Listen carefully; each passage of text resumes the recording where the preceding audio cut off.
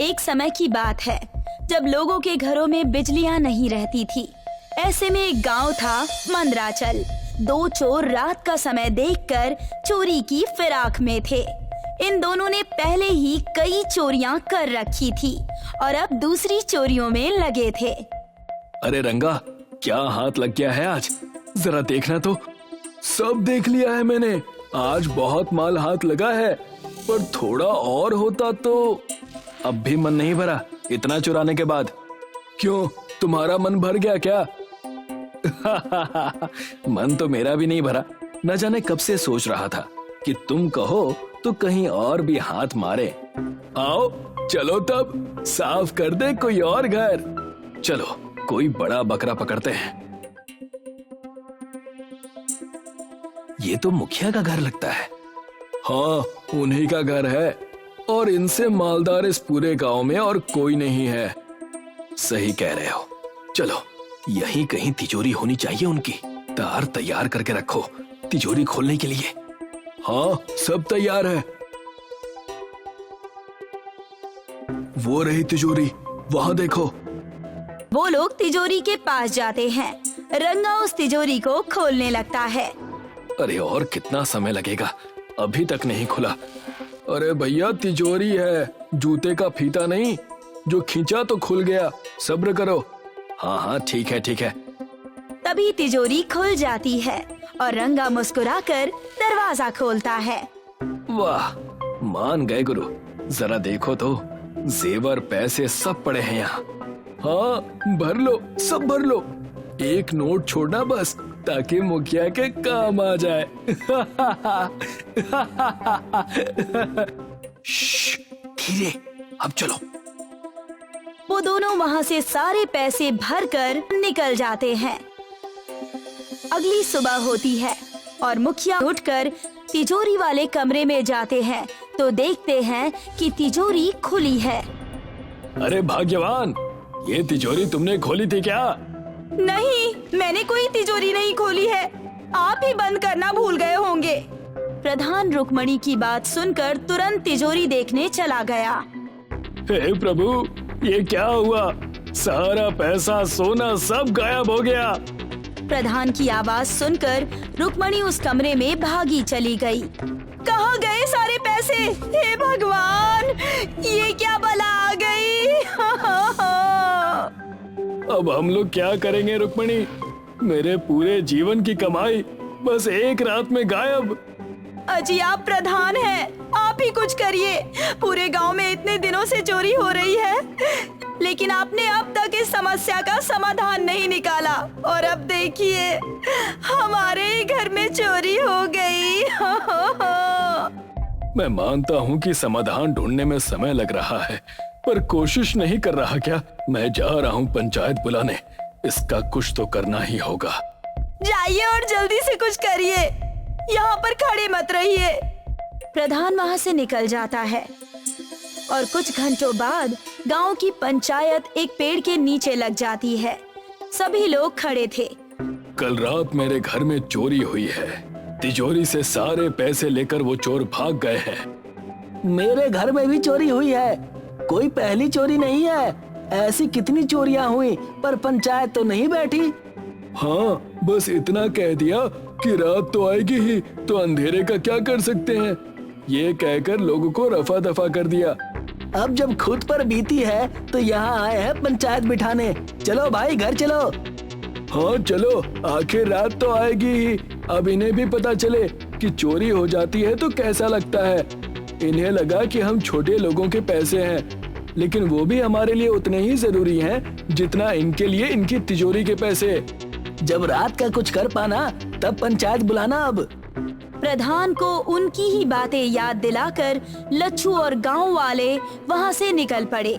जब खुद पर बीती तो उन्हें समझ में आया और फिर उन्हें बहुत शर्म आई, जिस कारण उनका मुंह लटका हुआ था।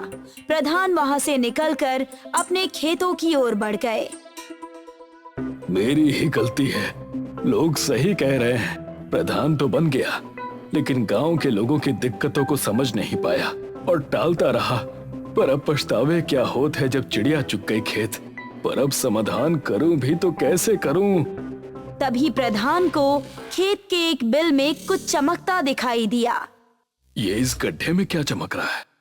प्रधान गड्ढे की तरफ बढ़ते हैं और देखते हैं कि उसमें एक मणि चमक रही है और तभी एक नाग गड्ढे के पास आ जाता है। सांप, सांप, अरे बचाओ सांप! शांत हो जाओ बालक, ये सांप बोल रहा है। हाँ, बोलना पड़ रहा है बालक, क्योंकि बात ही कुछ ऐसी है। मैं 50 साल का होने वाला हूँ सांप महाराज, आप मुझे बालक क्यों कह रहे हैं? क्योंकि मैं तो हजारों वर्षों से जीवित हूँ, तो तुम तो बालक ही हुए ना। क्षमा कर दीजिए सांप महाराज, बस मुझे यहाँ से जाने दीजिए। मैं आपकी नागमणि चोरी करने नहीं आया था, ये तो एक गलत फहमी है। वरदान मांगो। वरदान? हाँ, मैं दंड देने नहीं आया हूँ। नागमणि एक मनुष्य की नजर में नहीं आनी चाहिए, इसी कारण तुम कोई वरदान मांगो। ये गलती मेरी ही थी जो मैंने तुम्हें इसे देखने दिया। वरदान पाते ही तुम मणि के बारे में भूल जाओगे और तुम्हें सिर्फ वो वरदान और मैं ध्यान में रहूंगा। वरदान? प्रभु, ये तो बड़ा ही हंसी वाला प्रसंग है। यदि ये कुछ दिन पहले हुआ होता तो मैं आपसे हीरे जवाहरात मांगता, लेकिन अब जब मुझे अपने प्रधान होने की जिम्मेदारी का एहसास हो गया है तो मुझे बस आपसे ये मांगना है कि आप रात में रोशनी कर दें और गांव की चोरियां बंद कर दें। ये वरदान मैं तुम्हें नहीं दे सकता, रचयिता ही दे सकते हैं। कुछ और मांगो। नहीं प्रभु, यही वरदान देना है तो दीजिए, मुझे केवल मेरे गांव की समस्याओं का हल चाहिए। ये ठीक है, लेकिन प्रकृति के खिलाफ कोई वरदान देना मेरे बस में नहीं है। लेकिन मैं तुम्हें ये बीज देता हूँ, इन्हें तुम इस खेत में बोना। मात्र 1 महीने में तुम्हारे गांव की दिक्कतें समाप्त हो जाएंगी। धन्यवाद प्रभु।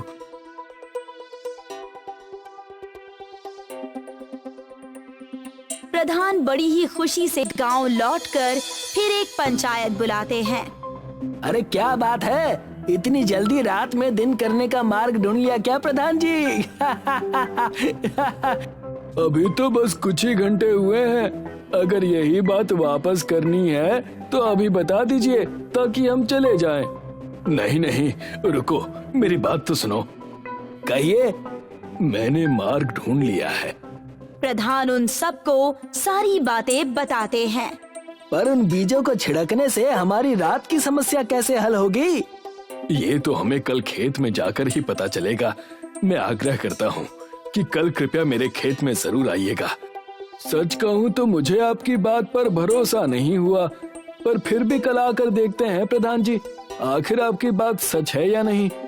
अगले दिन दोपहर में हर कोई अपना काम निपटाकर प्रधान के खेत में पहुंच जाता है और देखता है कि वहां पर बड़े बड़े आकार के कद्दू उगे हुए हैं, जिनमें 2 आंखें और एक मुंह भी बना हुआ है। ये है हमारी समस्या का हल प्रधान जी। हाँ, यही है। ध्यान से देखो, अभी उजाला है तो इसमें रोशनी थोड़ी कम है, पर टिमटिमा जरूर रही है। हाँ, बात तो सही है, पर इसका इस्तेमाल कैसे करेंगे? गांव का हर एक व्यक्ति इन्हें अपने घर ले जाए और गांव के मुख्य रास्तों पर इन्हें खंभों पर लगा दे, ताकि रात में कोई इन्हें चोरी ना कर पाए। आप पर शक करने के लिए हमें क्षमा कीजिएगा प्रधान जी, आपका लाख लाख शुक्रिया। शुक्रिया की कोई बात नहीं। जब मेरे घर पर चोरी हुई तब मुझे समझ आया कि ये समस्या कितनी गंभीर है। धन्यवाद, अब हम इन्हें अपने घरों में लगा देते हैं। हर कोई वहां से कद्दू लेकर जाने लगा और कुछ दिन बीत गए। पूरा गांव अब रात के समय जगमगा रहा था। आज फिर चांदनी रात थी और मंदराचल अपने नए कद्दुओं से टिमटिमा रहा था। तभी 2 नकाबपोश गांव में प्रवेश करते हैं। अरे ये क्या, पूरा गांव ऐसे जगमगा रहा है मानो कि जैसे दिन का समय हो। पर अब हम चोरियां करेंगे कैसे? ये तो बहुत बड़ी मुश्किल हो गई है। हाँ, मुश्किल तो है, पर कोई बात नहीं, सिर्फ उजाला ही तो है, पर लोग तो सो रहे हैं ना। सही कहा भैया। आओ चलो, अब हाथ साफ कर दे क्या? हाँ चलो। दोनों आकर फिर प्रधान के घर में रुकते हैं। लगता है इस प्रधान के पास बहुत पैसा है, तभी तो पूरे गांव में उजाला देने वाले इन कद्दुओं को लगवा दिया इसने। हाँ, आओ देखते हैं। दोनों लोग चालाकी से बिना आवाज किए दरवाजा खोलने जाते हैं कि तभी अचानक कद्दू उन दोनों को पकड़ लेते हैं। छोड़ो मुझे, छोड़ो। दोनों की चीखें सुनकर लच्छू, मलखान, प्रधान और रुक्मणी कुछ ही पल में वहां चले आते हैं। चोर चोर चोर! हाय दैया, देखो कैसे भरे उजाले में चोरी करने चले आए हैं ये लोग। हाँ, अच्छा हुआ कि नाग देवता की कृपा से कद्दुओं ने हमें बचा लिया। मालिक, माफ कर दो मालिक, अब ऐसा नहीं करेंगे। आपकी पाई पाई चुका देंगे, बस इन कद्दुओं से छुटकारा दिलाइए। हाँ, हरदम कद्दुओं को खाया, पर आज लग रहा है कि ये कद्दू हमें ही खा जाएंगे। अच्छा है, खा जाए तुम्हें। भागे थे ना तुम, तुम्हारे साथ तो यही होना चाहिए। दोनों चोर अपनी लालच के चलते पकड़े गए और कद्दुओं की लालटेन की वजह से अब पूरा गांव सुरक्षित हो गया। मनोहर और मधु सब्जियों की खेती किया करते थे। उनके घर के बाहर ही उनके छोटे से खेत थे। इस बार तो आपने बहुत सारी अलग अलग सब्जी लगाई है। हाँ मधु, इस बार पहली बार मैंने कद्दू की भाजी बोई है। जब सारी सब्जियां आ जाएगी तो हमें अच्छा खासा मुनाफा होगा। हाँ, पर पहले हमें इन पौधों का अच्छे से ख्याल रखना होगा। हाँ, वो तो रखेंगे ही। मैं पानी डालती हूँ। मधु और मनोहर मिलकर अपने फलों के खेतों का बहुत अच्छे से ख्याल रखते थे। ये खेत ही उनके कमाई का जरिया था। धीरे धीरे उनके पौधों में सब्जियां लग गई। ये देखकर वो दोनों बहुत खुश थे। लेकिन एक दिन मधु ने देखा कि घर का सारा राशन खत्म होने की कगार पे है। ए जी, सारा राशन खत्म होने वाला है। आज आखिरी बार खाना बनेगा। अच्छा, कोई बात नहीं, कल कुछ सब्जियां काट कर बाजार में बेच आऊंगा। ठीक है। उस रात जब मधु और मनोहर सो गए तो तेज बारिश शुरू हो गई। बारिश के साथ तेज आंधी भी शुरू हो गई। मौसम अपना कहर बरसा रहा था। अचानक बिजली की आवाज से मधु की नींद खुल गई। उसने बरसात की आवाज सुनी और अपने पति को उठाने लगी। ए जी, उठिए उठिए, बाहर आंधी तूफान आया है। क्या? हाँ, आवाज सुनिए। जब मनोहर ने अपने घर का दरवाजा खोला, हे भगवान, इतनी तेज आंधी!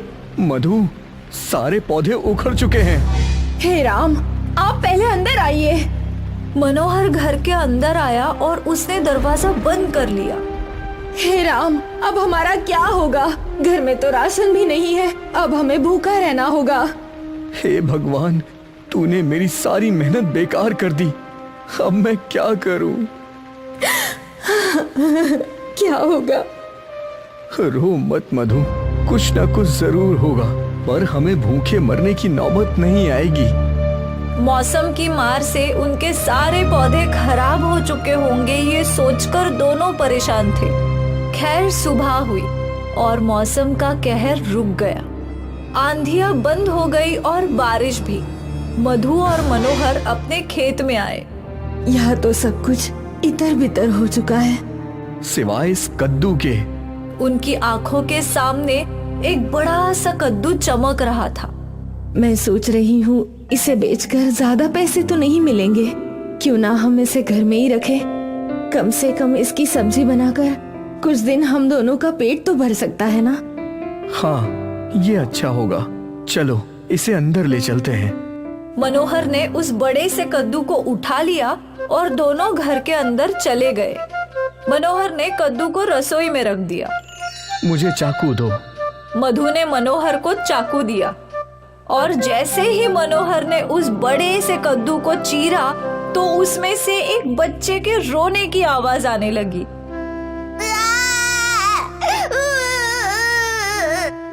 ये क्या? आप आराम से चीरिए। मनोहर ने आराम से कद्दू को चीरा तो उसके अंदर उन्हें एक छोटी सी बच्ची दिखी। हे भगवान, कद्दू में बच्ची कैसे आ गई? जरूर ये कुदरत का करिश्मा है। हाँ, लगता है इसे भूख लगी है। इसके लिए थोड़ा दूध ले आओ। घर में तो दूध भी नहीं है। मैं पड़ोस की मौसी से ले आती हूँ। तब तक आप इसे संभालिए। मधु दूध लेने पड़ोसन के घर चली गई और यहाँ मनोहर बच्ची को देखने लगा। भला कद्दू के अंदर बच्ची कैसे आई होगी? ये कोई मामूली बच्ची नहीं होगी, जरूर ये अद्भुत है। कुछ देर बाद मधु दूध लेकर आ गई। मधु ने जैसे ही बच्ची को दूध पिलाया, वैसे ही उसके हाथों से सोने के सिक्कों की बारिश होने लगी। सोने के सिक्के देखकर मनोहर और मधु दोनों हैरान थे। कहीं ये सपना तो नहीं? नहीं, ये सब सच है। ये बच्ची कोई आम बच्ची नहीं है, ये जरूर कोई जादुई बच्ची है। अब हमें क्या करना चाहिए? हमें इसका अच्छे से ख्याल रखना चाहिए जब तक इसके माता पिता नहीं मिल जाते। और इतने सारे सोने का हम क्या करेंगे? अब तक हम गरीब थे, पर इतने सारे सोने से हम अमीर बन गए हैं। अब हमें दूसरों की मदद करनी चाहिए। आप बिल्कुल सही कह रहे हैं।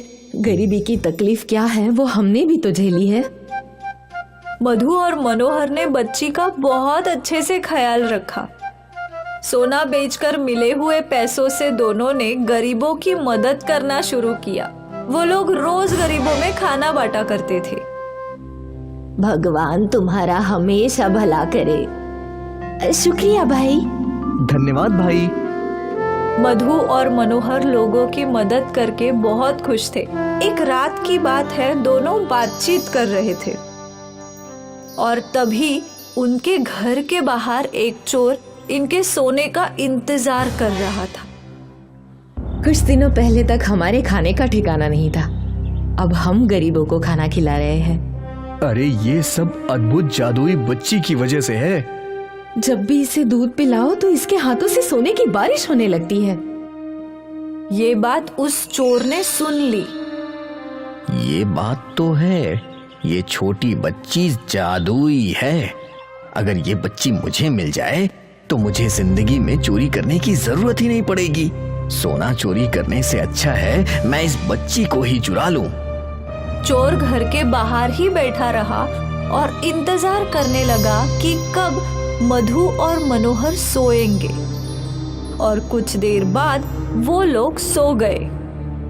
यही सही मौका है इस बच्ची को चुराने का। चोर घर के अंदर घुसा और उसने पालने में सो रही बच्ची को उठा लिया।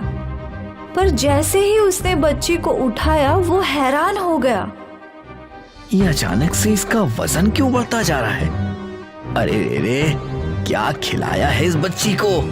ये तो बहुत भारी लग रही है। बच्ची का वजन बढ़ता देख चोर ने उसे वापस पालने में रख दिया और पालने में रखते ही बच्ची जोर जोर से रोने लगी।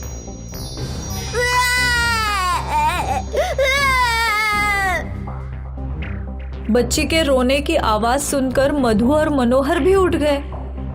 मनोहर ने चोर को पकड़ लिया और उसे पीटने लगा। छोड़ दो मुझे, छोड़ दो, छोड़ दो मुझे। चोर ने मनोहर को धक्का दिया और भागने लगा। चोर चोर चोर! मनोहर की आवाज सुनकर सारे गांव वाले वहां आ गए। ये मेरे बच्ची को चुराने आया है। इसको तो चौक पे बांधकर मारना चाहिए, नहीं इसे पुलिस के हवाले करना चाहिए। मेरे साथ कुछ भी करने से पहले मेरी बात सुन लो। ये मनोहर अचानक गरीब से अमीर इस बच्ची की वजह से बना है। ये बच्ची जादुई है, इसके हाथ से सोना बरसता है। मैंने खुद अपनी आंखों से देखा है। सोने की बारिश, जादुई बच्ची। अरे मनोहर, ये बात तुमने हम सबसे छुपाई क्यों? शायद सारा सोना तू अकेले ही हड़पना चाहता है। हाँ, ये गलत है। इस बच्ची पे पूरे गांव वालों का हक है और इसके सोने पर भी। हाँ हाँ, मैंने तो सोने को गरीबों में ही दान किया है। वो सब हमें नहीं पता, हमें भी सोना चाहिए, हमें भी। तभी उनके सामने एक परी आई। ये बच्ची मेरी है, मैंने इसे मधु और मनोहर को दिया था। ताकि सारे गरीबों का भला हो सके। पर तुम सब लोभी हो। इस जादुई बच्ची के सोने पर बस मधु और मनोहर का हक है। आज के बाद किसी ने भी मनोहर और मधु से सोना या बच्ची चुराने की कोशिश की तो उसे मेरा कहर झेलना होगा। मधु, मनोहर, अब तुम ही इसके माता पिता हो। सही वक्त आने पर मैं इसे अपने साथ ले जाऊंगी। तब तक ये तुम्हारे पास ही रहेगी। तुमने अब तक इसका बहुत अच्छे से ख्याल रखा है और आगे भी रखना। जी। ये बोलकर परी वहां से चली गई। गांव वाले भी चुपचाप लौट गए और अब मधु और मनोहर भी जादुई बच्ची के साथ खुश थे। अब भी वो लोग गरीबों की मदद करते थे।